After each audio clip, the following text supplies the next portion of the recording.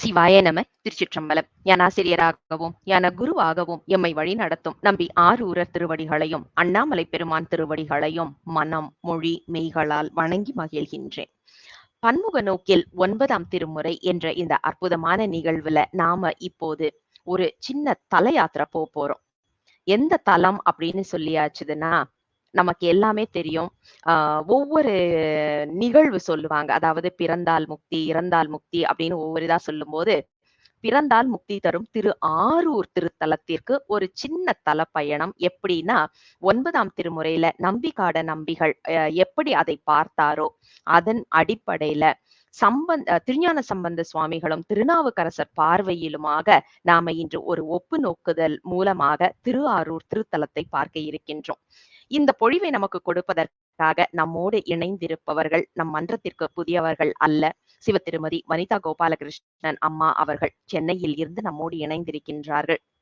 அம்மாவை பத்தி சொல்லணும் அப்படின்னா, அவர்கள் படித்த படிப்பு எல்லாமே ஆங்கிலம் சார்ந்து, ஆங்கிலம் வழியாக, அதாவது இன்றைய காலகட்டத்துல சொல்லுவோம் இல்லையா, உலகியல் அருளியல் அப்படின்னு சொல்லிட்டு முழுக்க முழுக்க உலகியல் சார்ந்த படிப்பு படிச்சிருந்தாலும் பெருமானுடைய பெரும் கருணை காரணமாக இன்று முழுக்க முழுக்க தனது நேரத்தை அருளியலுக்காகவே செலவு செய்து கொண்டு இருக்கின்றார்கள். திருமுறை பாடுவது, பொழிவுரை சொல்லுவது என்று முழுக்க முழுக்க, அதுவும் குழந்தைகளை அதிகமான முறையில அவர்களை ஊக்கப்படுத்தி இந்த சைவ பணியில மிகவும் ஆர்வத்தோடு செயல்பட்டு வருகின்றார்கள்.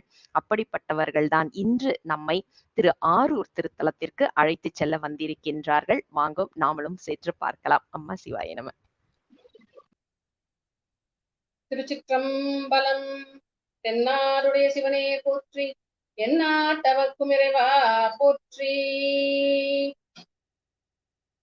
கை குவான் முத்தின் சரிவலை பெய்து கழுத்திலோர் தனிவிடம் கட்டி முக்கன் நாயகராய் பவனி பூந்திங்கன் முறிவதோர் முறிவுமை அளவும் தக்க சீர்கங்கை அளவும் அன்றென்னோ தம்மொரு பாடுலகமே மிக்க சீராரும் ஆதியாய் வீதி விடந்தராய் நடம் புலாவினரே.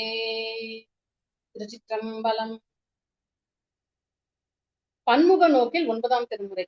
இந்த நிகழ்வில் இணைந்திருக்கும் அடியார்களை மனம் மெய் மொழிகளால் வணங்கி மகிழ்கின்றேன்.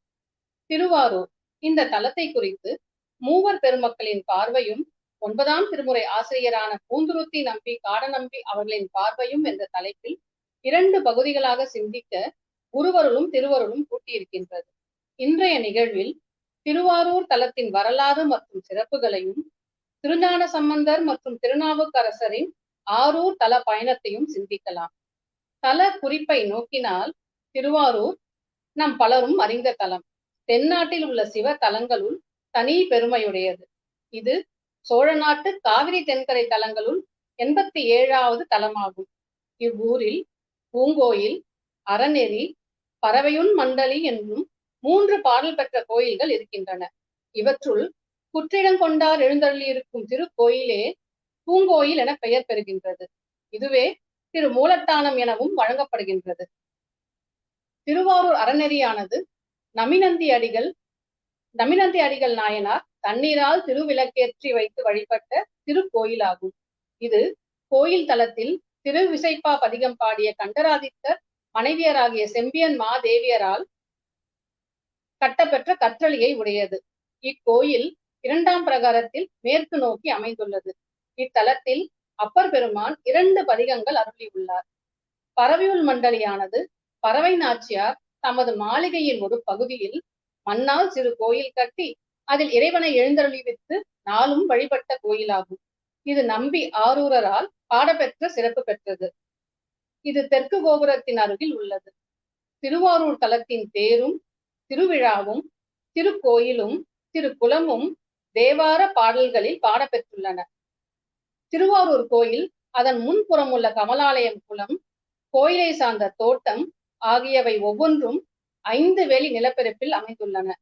கோயில் 5 வேலி, குளம் 5 வேலி, செங்கழுநீர் ஓடை 5 வேலி என்ற பழமொழி மூலம் இதன் சிறப்பை உணரலாம். 5 வேலி என்பது 1000 அடி நீளம், 700 அடி அகலம் ஆகும். இவ்வளவு பிரம்மாண்டமான ஆலயத்தை நீங்களே கற்பனை செய்து பாருங்கள். பெருமானை போற்றி பாடியதும் திருச்சிற்றம்பலம் என்றே சொல்லுவோம். சிதம்பரம் நடராசர் கோயிலே முதல் கோயில் என்ற அடிப்படையில் அங்கு நடராசர் நடனமாடும் சிற்றம்பலத்தை இப்படி சொல்வதுண்டு. ஆனால் சிதம்பரம் கோயிலுக்கு முந்தைய கோயில் திருவாரூர் என்று கருதப்படுவதால் இங்கு சிற்றம்பலம் என்று சொல்லாது ஆரூரா தியாகேசா என்று பெருமானை போற்றுகின்றனர்.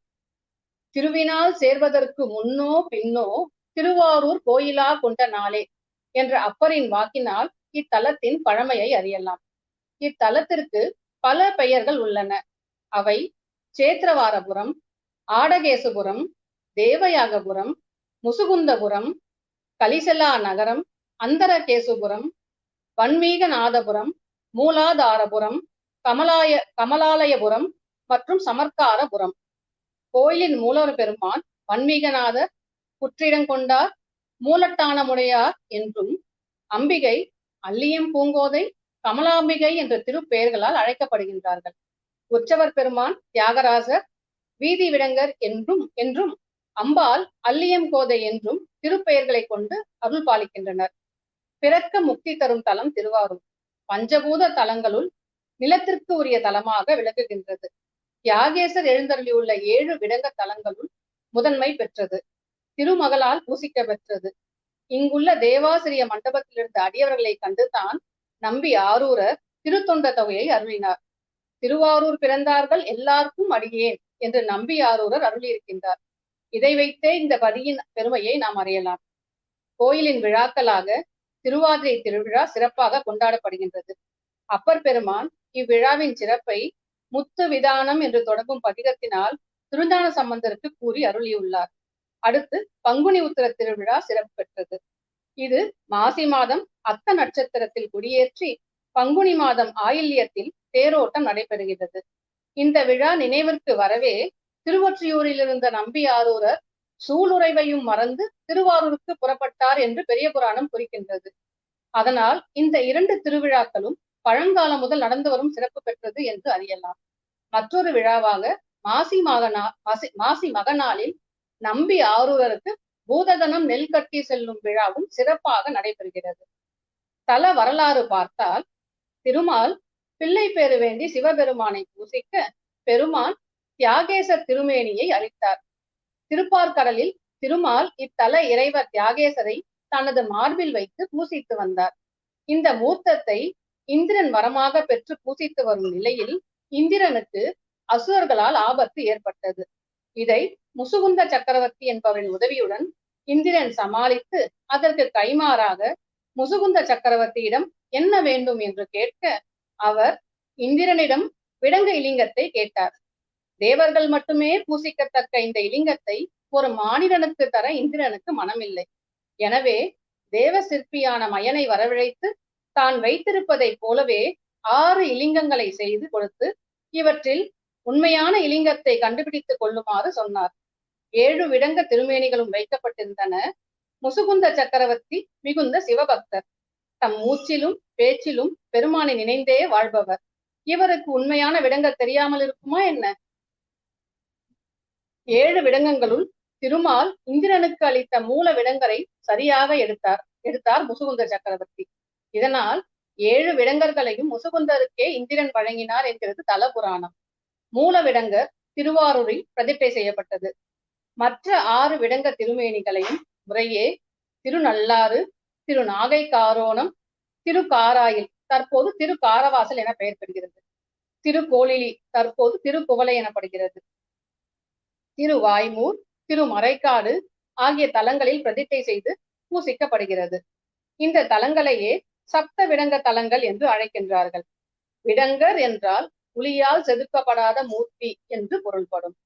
விடங்கர் என்ற சொல் ஆடவல்லான் பெருமானை குறிக்கும் போது பேரழகன் என்ற பொருளில் வரும்.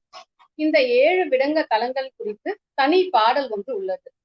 சீரார் திருவாரூர் தென்னாகை நல்லாறு, காரார் மறைக்காடு காராயில், பேரான ஒத்த திருவாய்மூர், புவந்த திருக்கோளிலி, சத்த விடங்க தலம் என்பது அது. திருவாரூரில் தியாகராசர் எழுந்தள்ளியிருக்கும் இடம் தேவசபை என்றும், இவருக்கு தென்றல் காற்று வரும் கல் சன்னல் திரு சாலகம் என்றும், இவருக்கான கொடி யாக கொடி என்றும், இவருடைய தேர் ஆழி தேர் என்றும் பெயர் பெற்றுள்ளன. இவருடைய நடனம் அஜபா நடனம். இவர் சந்நிதியில் நந்திதேவர் நின்ற திருக்கோலத்தில் உள்ளார். திருவாரூர் கோயிலின் மற்ற சிறப்புகளாக, கோயிலை சுற்றி பார்க்க வேண்டுமானால் முழுமையாக ஒரு நாள் வேண்டும். இந்த கோயிலில் இருக்கும் சந்நிதிகள் தெருவோர கோயில்களின் அளவுக்கு பெரிய அளவில் இருக்கின்றது. கோயிலில் 7 ராசகோபுரங்கள், 80 விமானங்கள், 12 பெரிய மதில்கள், 13 பெரிய மண்டபங்கள், 15 தீர்த்த கிணறுகள், 3 நந்தவனங்கள், 3 பெரிய பிரகாரங்கள், 365 இலிங்கங்கள், 100க்கும் மேற்பட்ட சந்நிதிகள், 86 விநாயகர் சிலைகள், 24ற்கும் மேற்பட்ட உள் கோயில்கள் என பிரம்மாண்டமாக விளங்குகின்றது. இந்த கோயிலை பெரிய கோயில் என்றும் சொல்வர். கிழக்கு கோபுரத்தின் உட்புறம் உள்ள 1000 கல் தூண்கள் முன் காலத்தில் திருவிழா காலங்களில் பந்தலிட அமைக்கப்பட்டுள்ளது. தியாகராசருக்கு தினமும் அபிடேகம் கிடையாது. இந்திரன் பூசித்த வீதி விடங்க சிறிய மரகத இலிங்கத்திற்கே அபிடேகம் செய்யப்பட்டு பின் சிறிய வெள்ளி பெட்டியில் மலர்களுக்கு நடுவே வைத்து தியாகராசருக்கு வலது புறத்தில் வைக்கப்படுகின்றது. இந்த கோயிலுக்கு அழகு சேர்ப்பது சுமார் 120 அடி உயரம் உள்ள அதன் ராச கோபுரமாகும். தெற்கு வடக்காக 656 அடி அகலமும், கிழக்கு மேற்காக 846 அடி நீளமும், சுமார் 30 அடி உயர மதிர் சுவரையும் 4 புறமும் கொண்டு 23 ஏக்கர் பரப்பளவில் பிரம்மாண்டமாக விளங்குகின்றது. சோழர்களால் கட்டப்பட்டு பின்னர் பல்லவர்கள், பாண்டியர்கள், விசயநகர், தஞ்சை நாயக்கர் மற்றும் மராத்திய மன்னர்களும் தத்தம் ஆட்சியில் கோயிலை சிறப்பாக நிர்வகித்துள்ளனர். கோயிலில் மூலவர் வன்மீகநாதர் தலையில் பிறை சந்திரனை சூடியுள்ளார். அதுபோல தலத்து நாயகி கமலாம்பிகையும் சந்திரனை நெற்றியில் சூடியிருக்கின்றார். கலைமகள், மலைமகள், அலைமகள் ஆகிய முப்பெரும் தேவியரின் அம்சமாக இங்கு அம்பிகை விளங்குகின்றாள். நம்பி ஆரூரர் விருத்தாச்சலம் மணிமுத்தா நதியில் இட்ட பொன்னை மிகப்பெரிய கமலாலயம் என்னும் திருக்குளத்திலிருந்து எடுத்து பறவையாருக்கு கொடுத்த தலமும் இதுவே. அப்போது நம்பி ஆரூரருக்கு பெருமானால் தரப்பட்ட பொன்னை சோதித்து பார்த்து தந்த மாற்றுரைத்த விநாயகர் மேற்கு கோபுரத்தின் அருகில் அருள் பாலிக்கின்றார். இந்த கோயிலில் சாயரட்சை வழிபாட்டின் போது, அதாவது சாயரட்சை என்பது சூரியன் மறைவதற்கு 3.25 நாழிகை முன் நடத்தப்படும் பூசையாகும். இந்த வழிபாட்டின் போது இந்திரன் வந்து பெருமானை பூசிப்பதாக புராணங்கள் குறிக்கின்றன. நம்பி ஆரூரருக்காக பெருமானே வீதியில் நடந்து சென்று பெண் கேட்ட திருத்தலம். பறவை நாச்சியாரிடம் பெருமான் இருமுறை நள்ளிரவில் நடந்து சென்ற திருவீதியை உடையது. திருவாரூர் திருவீதிகள் அடிமுடி தேடிய திருவீதிகள் என்ற பெயரை கொண்டவை. பறவை நாச்சியார் வாழ்ந்த தலம் இது. நமிநந்தி அடிகளோடு தண்டியடிகள், கழற்சிங்கர், செருத்துணை நாயனார், விரண்மிண்டர் முதலிய நாயன்மார்கள் முக்தி பெற்றதும் இப்பதியிலேதான். இந்த கோயிலில் இருக்கும் தியாகேச பெருமான் தனியாக எழுந்தருளுவதில்லை. அவருடன் அருள்பாடியார், உரிமையில் தொழுவார், உருத்திர பல்கணத்தார், விரிசடை மாவிரதிகள், அந்தணர்கள், சைவர்கள், பாசுபதர்கள், காபாலியர்கள் முதலான 8 கணங்கள் சூழ வருவாராம். தமிழகத்தின் கோயில்களிலேயே இண்டை மாலை எனப்படும் சிறப்பு தியாகேசருக்கு மட்டுமே உரியதாகும். மல்லிகை, செவ்வந்தி போன்ற மலர்களால் கட்டப்படும் சோடி மாலைகள் இண்டை மாலை எனப்படும். இதனை சாயரட்சையின் போது அணிவிப்பர். இதனை இண்டை செஞ்சடை வைத்த இயல்பினான் என்று அப்பர் பெருமான் பாடியுள்ளார். மற்ற கோயில்களில் மலர்களை சரமாகவோ மாலையாகவோ கட்டித்தான் இறைவனுக்கு சாத்துவர். ஆனால் தியாகராசருக்கு மல்லிகை, முல்லை, செவ்வந்தி, பவளமல்லி முதலிய மலர்களை உதிரியாகவே மேல் பரப்பியும் கொட்டியும் அலங்கரிப்பர். இம்முறைக்கு திருப்பணி சாத்துதல் என்று பெயர். தியாகேசருக்கு இசைக்கப்பெறும் 18 வகை வாத்தியங்களில் குறிப்பிடத்தக்கவை பஞ்சமுக வாத்தியம், சுத்த மத்தளம், பாரிநாயனம், சங்கு, கொடுகொட்டி ஆகும். பஞ்சமுக வாத்தியத்தில் 5 முகங்களும் சிவபெருமானின் 5 முகங்களாக போற்றப்படுகின்றன. திருவாரூர் ஆழித்தேர் விழா என்பதனை அப்பர் பெருமான் முன்னின்று நடத்துவதாக குறிப்பு உள்ளது. ஆதலால் இவ்விழா அப்பர் விழா என்று அழைக்கப்படுகின்றது. திருவாரூர் தேரழகு என்ற உலக வழக்கு இவ்வூர் தேரின் சிறப்பை தெரிவிப்பதாகும். அதுபோல தைப்பூச உற்சவத்தினை திருஞான சம்பந்தர் முன்னின்று நடத்துவதாக வரலாற்று செய்திகள் உள்ளன. எனவே அதை சம்பந்தர் விழா என்று அழைக்கின்றார்கள். அப்பர் பெருமான் இத்தலத்தில் பங்குனி தேர் விழாவிற்கு பந்தகால் முகூர்த்தம் செய்துவிட்டு தல யாத்திரை தொடங்கியதாக வரலாற்று குறிப்புகள் உள்ளன. திருவாரூரை ஆண்ட மனுநீதி சோழனின் மகன் தேர்காலில் பட்டு கன்று ஒன்று இறந்து போக நீதியை நிலைநாட்ட தனது மகன் வீதி விடங்கனை கிடத்தி தேர்காலில் இட்டு கொன்ற போது தியாகேசரே மகனை உயிர்ப்பித்தார் என்று பெரிய புராணம் குறிப்பிடுகின்றது. ஆரூர் தலத்தில் திருஞான சம்பந்தர் 5 பதிகங்களும், திருநாவுக்கரசர் 21 பதிகங்களும், நம்பிய ஆரூரர் 8 பதிகங்களும் பாடியுள்ளனர்.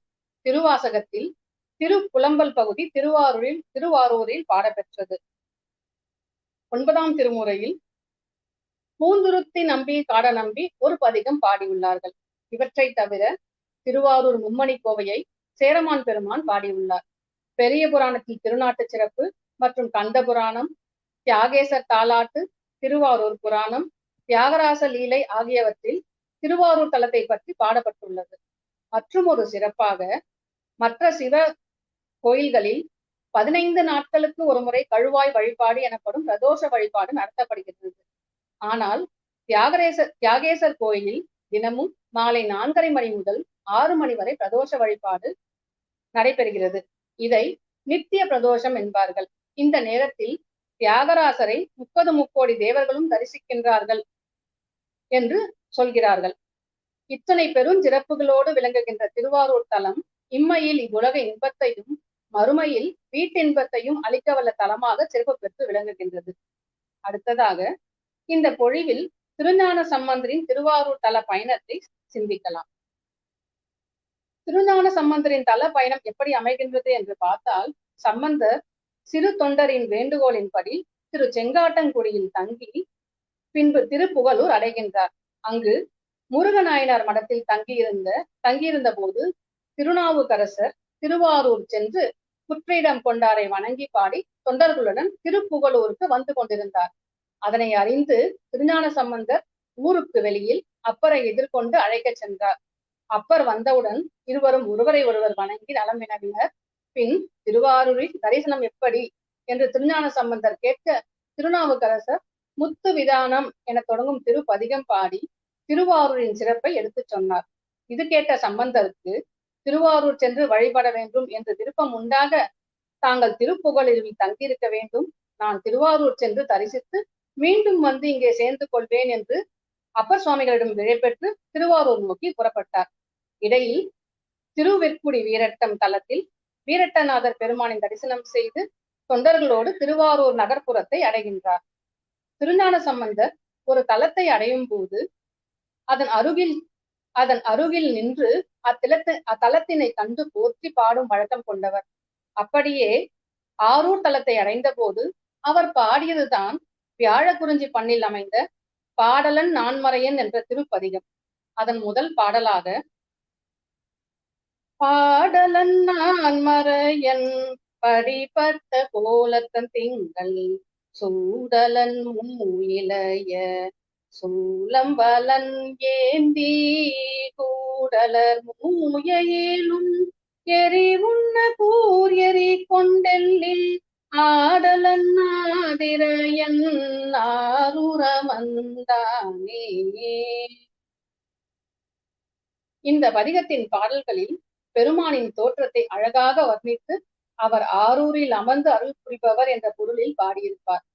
நீரணி மேனியனாய் நிரம்பா மதிசூடி நீண்ட ஆரணி வாசடையான் ஆரூர் இனிதமர்ந்தான் என்றும், வெந்துரு வெண்மழுவால் படையான் மணிமிடற்றான் அறையின் 5 அலை ஆடரவம் அசைந்தான் ஆகிய தொடர்கள் பெருமானின் திருக்கோலத்தை பிரிக்கின்றன.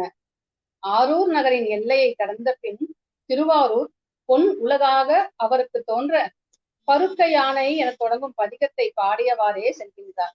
அந்த பதிகத்தின் பாடலாக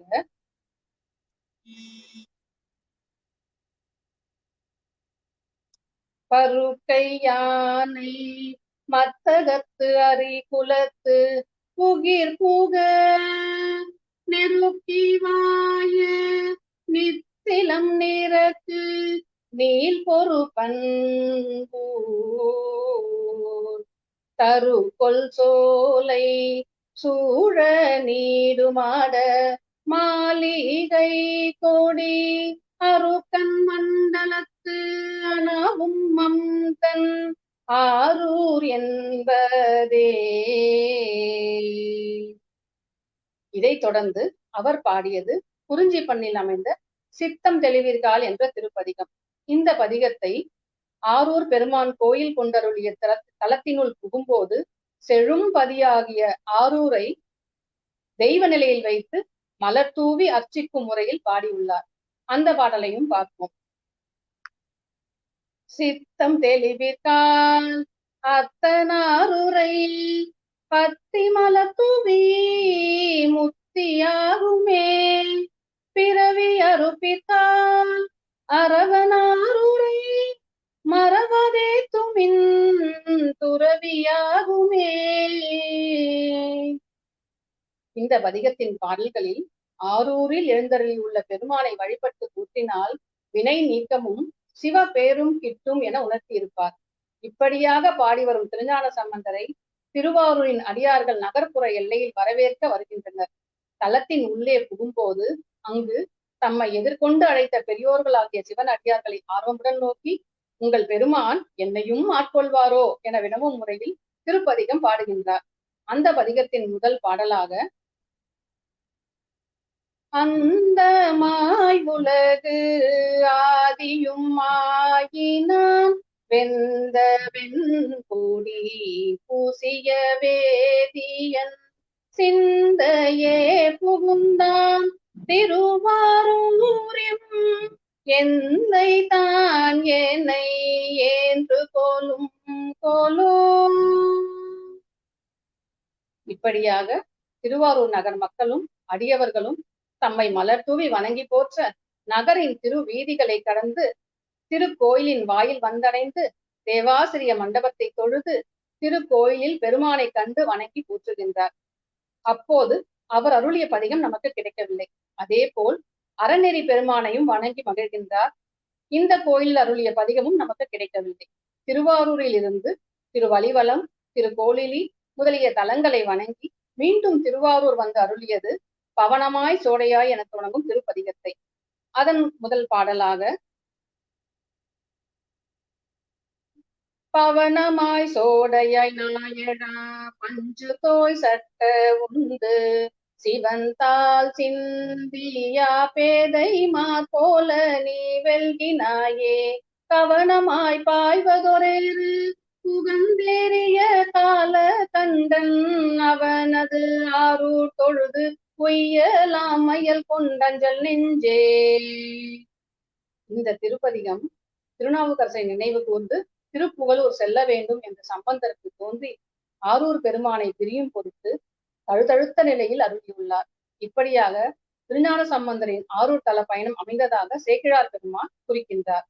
ஆரூர் தலத்தின் ஒரு பாடலில் ஞானசம்பந்தர் பிறவியால் வருவன கேடுல ஆதலால் பெரிய இன்ப துறவியாருக்கு அல்லது இன்பம் நீங்காது என தூங்கினாயே மறவல் நீ மாத்தமே நன்னினாய் தீர்த்த நீர் மல்கு சென்னி அரவன் ஆரூர் தொழுது உய்யலாம் மையல் கொண்டு அஞ்சல் நெஞ்சே என்று பாடியிருப்பார். அதாவது துன்பத்தை நீக்கவும் இன்பத்தை ஆக்கவும் வினைகளை ஒழிக்கவும் பிறப்பறுப்பும் பெற துறவொன்றே வழியல்ல, அதனினும் எளிது ஆரூர் பெருமானை வழிபடுவது என்கிறார். வினைகளுக்கு காரணம் உயிர்களை பற்றி நிற்கும் மலங்களாகும். அம்மலம் நீங்கினால் ஒழிய உயிர்களிடமிருந்து வினைகள் நீங்காது. அதற்கு இறை வழிபாடே நல்வழியாகும். அதனால் மலபாசம் அரும். இதை திரு இருக்கு குறள் வடிவிலான 10 பாடல்களில் நமக்கு உணர்த்தியிருப்பார். சித்தம் தெளிவிற்கால் அத்தனாருரை பத்தி மலத்துவ முத்தியாகுமே பிறவி அறுப்பித்தால் அரவனாருரை மறவதே துமின் துறவியாகுமே பிந்த மறுப்பித்தான் அந்த நாருரை கந்து மலத்துவ விந்து வினைப்புமே பாசம் அறுப்பித்தான் ஈசனடியாரும் வாசமலத்துவ நேசமாகுமே வெய்ய வினை தீர ஐயன் அணியாரூர் செய்ய மலத்துவ வையம் மதமே. இப்படியான சம்பந்தரின் வரிகள் வினையறுத்து இன்பமுக்தி எய்த வழிவகுக்கும். மேலும் திருஞான சம்பந்தரின் பாடல்கள் இயற்கை பொருட்களின் எழில் நலங்களையும் அவற்றோடு சேர்ந்து இன்பம் செய்யும் இறைவனது திருவருள் மணப்பையும் சேர்த்தே செந்தமிழ் சொற்களால் அமுதமாக தித்திப்பன. திருவாரூரின் இயற்கை அழகை தருக்கொள் சோலை சூழ் நீடுமாட மாளிகை கொடி அருக்கன் மண்டலத்தனாவும் அம்தன் ஆரூர் என்பதே என்றும், தெங்குலாவு சோலை நீடு தேனுலாவு செண்பகம் அங்கு உலாவி அண்டம் நாரும் அம்தன் ஆரூர் என்றும், செருந்தி ஞாழல் புன்னை வன்னி செண்பகம் செழும் புறா அரும்பு சோலை வாசம் நாரும் அம்தன் ஆரூர் என்றும், தெங்கின் ஊடு போகி வாழை கொத்து இருத்து மாவின் மேல் அம்கண் மந்தி முந்தி ஏறும் அம்தன் ஆரூர் என்று 11 பாடல்களிலும் இயற்கையோடு பக்தியை சேர்த்தே கற்பித்திருப்பார். திருவாரூரின் அழகாக அவர் சொல்வது, திருவாரூர் பசுமையான சோலைகளால் சூழப்பட்டு உயர்ந்த மாட மாளிகைகளை உடையதாம், தென்னஞ்சோலைகளையும் வான்வரை மனம் வீசும் உயர்ந்த செண்பக மரங்களையும் கொண்டதாம், செருந்தி ஞாழல் புன்னை வன்னி செண்பகம் புறா ஆகியன மலர்ந்து மனம் வீசும் சோலைகள் கொண்டதாம், அழகிய கண்கள் கொண்ட குரங்குகள் தென்னை மரத்தின் வழியே ஏறி வாழை குலைகளை உடித்து மாமரத்தின் மேல் ஏறும் சோலை வளத்தை உடையதாம்.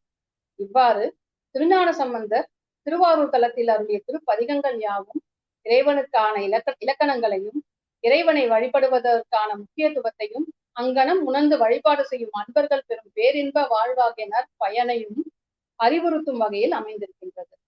அடுத்ததாக திருநாவுக்கரசரின் திருவாரூர் தல பயணத்தை சிந்திக்கலாம். திருநாவுக்கரசர் பூஞ்சோலைகள் சூழ்ந்த திருப்பெருவேலூரில் பெருமானை போற்றி பின் திருவிளமர் தலத்தையும் தரிசித்து திருவாரூர் வந்தடைகின்றார். திருவாரூருக்கு எழுந்தருளியுள்ள நாவரசரை அங்கிருந்த அடியார்கள் தொழுது போற்றி வரவேற்கின்றார்கள். தொண்டர்கள் எதிர்கொண்ட போது அவர் அருளியது புலம்பலம் என தொடங்கும் திருப்பதிகத்தை. அதன் முதல் பாடலாக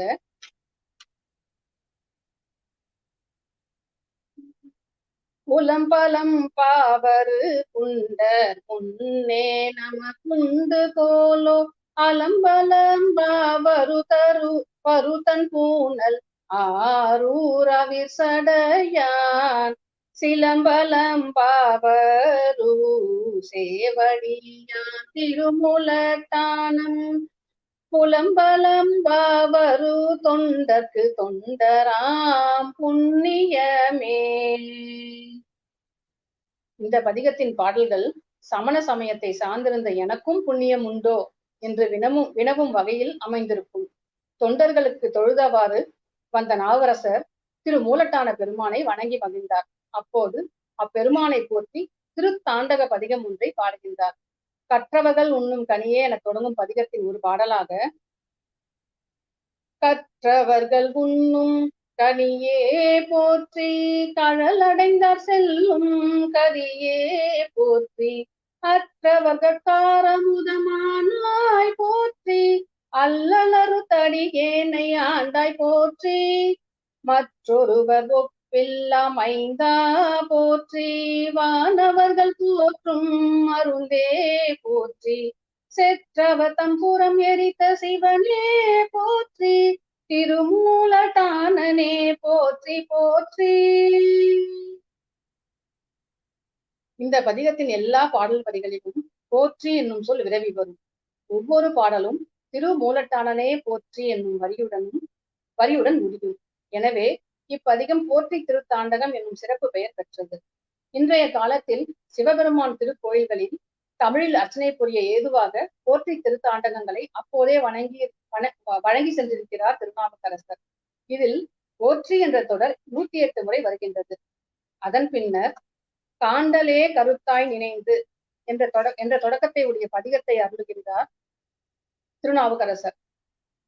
அதன் முதல் பாடலாக காண்டலே கருத்தாய் நினைந்திருந்தேன் மனம் புகுந்தாய் கழலடி பூந்து கொண்டொழிந்தேன் புறம் போயினாலறையோ ஈண்டு மாடங்கள் நீண்ட மாளிகை மேல் எழு கொடிவானிலமதி தீண்டி வந்து உலவும் திருவாரூர் அம்மனே. இந்த பதிகத்தின் பாடல்கள் அனைத்தும் திருவாரூர் அம்மானே என்று நிறைவு பெறும். இந்த பதிகத்தை புற்றிடம் கொண்ட பெருமானின் திரு முன்பு உளமுருக பாடி அழகிய கோயிலை வலம் வந்து தேவாசிரியன் மண்டபத்தை அடைந்த அளவில் கொய்யுலா மலர்சோலை குயில் கூவ மயிலாலும் ஆரூரரை கையினால் தொழாதொழிந்து கனி இருக்க காய் கவர்ந்த கல்வனனே என்று பாடுவார். அதாவது பூஞ்சோலைகளில் குயில்கள் கூவவும் மயில்கள் அகவவும் உள்ள திருவாரூரில் வீற்றிருக்கும் பெருமானை கைகளை கூப்பி வணங்காததால் நான் கனியிருக்க காய் கவர்ந்த கல்வனானேன் என்று கருத்தால் துன்புற்று இத்திருப்பதிகத்தை பாடி பின் திருவாரூரிலே தங்குகின்றார். அப்போது பெருமானின் திருவடிகளை சார்பாக கொண்டு மனமுருகி உலகம் வாழும் பொருட்டு திருவீதி பணிகளை செய்து அங்கேயே தங்கி பல பதிகங்கள் அற்புகின்றார். அவர் தங்கிய காலத்தில் பாடிலம் பூதத்தினானும் என தொடங்கும் பதிகம் உட்பட 12 திருப்பதிகங்களை பெருமானை போற்றி அருளியதாக சேக்கிழார் பெருமான் குறிப்பிடுகின்றார். அவற்றிலிருந்து ஒரு சில பாடல்களை அடியேன் குறிக்கின்றேன். இப்பதியில் மெய்யெல்லாம் வெந்நீர் என தொடங்கும் பதிகம் பழமொழி திருப்பதிகம் என்று சிறப்பு பெயர் கொண்டது. ஒரே பதிகத்திலேயே 10 பழமொழிகளை அடுக்கி பாடியிருப்பதால் இப்பெயர் பெற்றது. முன்னமே ஆரூரரை தொழுதல் விட்டு சமண சமயம் புகுந்து பாழ்பட்டதை எண்ணி உருகும் பதிகமாக இது அமைகின்றது. அதன் முதல் பாடலாக மெய்யலாம் வெந்நீரு சன்னித்த மேனியான் தாள் தொழாதே உய்யலாம் என்று எண்ணி உரி தூக்கி உடி தந்தேன் உள்ளம் விட்டு பொய்யுலா மலர் சோலை குயில் கூவ மயிலாலும் மாரூரரை கையினால் தொழாதொழிந்து கனியிருக்க காய் கவர்ந்த கல்வனேனே. இந்த பாடலில் கனியிருக்க காய் கவர்தல் என்ற பழமொழி கூறப்படுகின்றது. இதை சைவம் இருக்க அதை விடுத்து சமணம் சார்ந்த தன் செயலோடு ஒப்பிட்டு ஊமையாக பாடுகின்றார். மற்ற பாடல்களில் அமைந்துள்ள பழமொழிகள் பார்த்தால் முயல் விட்டு காக்கை பின் போன ஆரே, அறம் இருக்க மரம் விலைக்கு கொண்ட ஆரே, தவம் இருக்க அவம் செய்து தருக்கினேனே, கரும்பிருக்க இரும்பு கடித்த எய்த ஆரே என்பது போன்று இருக்கும். திருவாரூர் தலத்தில் பாடிய திருக்குறுந்தொகை பதிக பாடல் ஒன்றில் கொக்கரை, குழல், வீணை, கொடுகொட்டி ஆகிய இசைக்கருவிகளை இசைக்கும் பூதங்களுடன் ஆடும் ஆரூர் இறைவனை அழகாக வர்ணித்திருப்பார். அந்த பாடலையும் பார்ப்போம். கொக்கரை குழல் வீணை கொடுகொட்டி பக்கமே பகுவாயன பூதங்கள் ஒக்க ஆடல் உகந்து உடன் கூத்தராய் அக்கினோடரவு ஆர்ப்பராரூரரே. இதே போல மற்றொரு குறுந்தொகை பாடலில் எப்போதும் இறையும் மறவாத நீர் முப்போதும் பிரமன் தொழ நின்றவன் செப்போதும் பொன்னின் மேனி சிவனவன் அப்போதைக்கு அஞ்சல் என்னும் ஆரூரனே என்று பாடியிருப்பார். அதாவது இறைவன் 3 பொழுதும் பிரமனால் தொழப்படுகின்றாராம், புகழ்ந்து போற்றும் வகையில் செம்பொன் வண்ணத்தில் மேனி கொண்டிருக்கின்றாராம், உயிர் உடம்பை விட்டு நீங்கும் போது அபயம் கொடுக்கின்றாராம், அவரை எப்போதும் நாம் மறவாது இருக்க வேண்டும் என்ற கருத்தை உணர்த்துகின்றார். அப்படியே அவரின் திருத்தாண்டக பாடல்களை நோக்கினால் இந்த தலத்தின் பாதி தன் திருவில் என்று தொடங்கும் பதிகம் 6 பாடல்களை கொண்டது. இப்பாடல்களில் இறைவனின் உருவச் சிறப்பையும் பெருமைகளையும் அழகே சொல்லியிருப்பார் திருநாவுக்கரசர். ஒவ்வொரு பாடலும் ஆரூரில் கண்டு அடியேன் அயர்த்த ஆரே என்று நிறைவு பெறும். அதன் முதல் பாடலாக பாதி தன் திருவுருவில் பெண் கொண்டானை பண்டொரு கால் தசமுகனை அழுவீத்தானை வாதித்து தடமலரால் சிரம் கொண்டானை வன்கருப்பு சிலை காமன் உடலட்டானை சோதி சந்திரன் மேனி மறுசெய்தானை சுடரங்கி தேவனை ஓர் கை கொண்டானை ஆதித்தன் பல் கொண்ட அம்மான் தன்னை ஆரூரில் கண்டடியே நயத்தவாறே. பொய்மாய பெருங்கடலில் என தொடங்கும் மற்றொரு தாண்டக பாடலில் ஐம்பூதங்கள், ஐம்புலன்கள், சுவைகள், குரோதம், லோபம், பொறை போன்ற இடர்கள் எல்லாம் ஆரூர் இறைவனை அடைந்தோரிடம் நிற்காது என்ற பொருளில் பாடியிருப்பார். இவற்றோடு திருவாரூர் அறநெறி தலத்தை குறித்தும் பதிகங்கள் பாடியிருப்பார் நம் நாவுக்கரசர். அந்த தலத்தின் பதிகத்தில் இருந்து ஒரு பாடலாக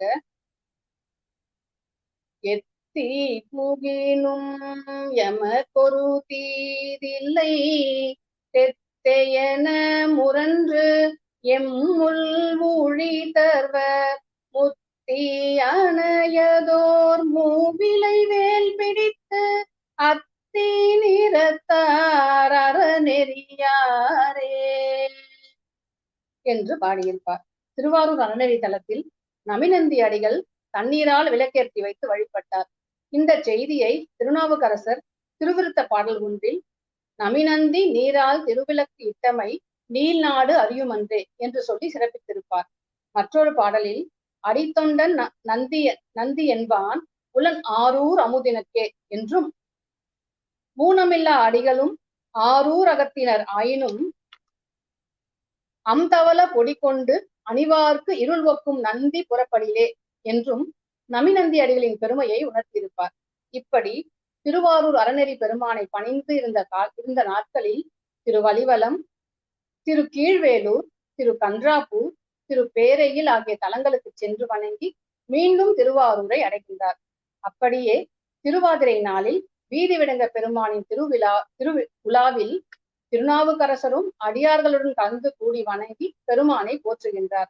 அப்படியே அவருக்கு திருப்புகலூரின் பெருமானை தரிசிக்கும் விருப்பம் வந்து திருவாரூரிலிருந்து விடை பெற்றார். அது சமயம் திருஞான சம்பந்தர் முருகனார் திருமணத்தில் எழுந்தருளியிருந்தார். திருநாவுக்கரசர் திருப்புகலூர் வருவதை அறிந்து அவரை எல்லையில் வரவேற்று வணங்கி திருவாரூர் தரிசனம் எப்படி என்று கேட்டு அப்போது திருநாவுக்கரசர் அருளியதுதான் முத்து விதானம் என்று குறிஞ்சி பண்ணில் தொடங்கும் திருப்பதிகம். இப்பதிகம் திரு ஆதிரை திருப்பதிகம் என்ற சிறப்பு பெயரால் வழங்கப்படுகின்றது. அதன் முதல் பாடலாக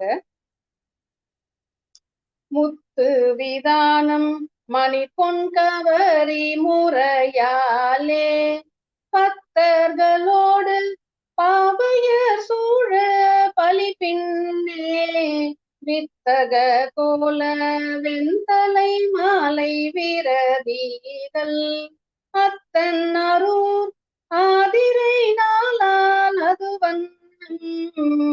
வண்ணம். இந்த பதிகத்தில் ஆதிரை திருநாள் என்று ஆதிரை திருநாள் அன்று ஆரூர் பெருமானின் அழகை சிறப்பாக வர்ணித்திருப்பார் திருநாவுக்கரசர். இப்படியாக திருநாவுக்கரசரின் திருவாரூர் தல பயணம் அமைந்ததாக சேக்கிழார் பெருமான் பதிவு செய்கின்றார்.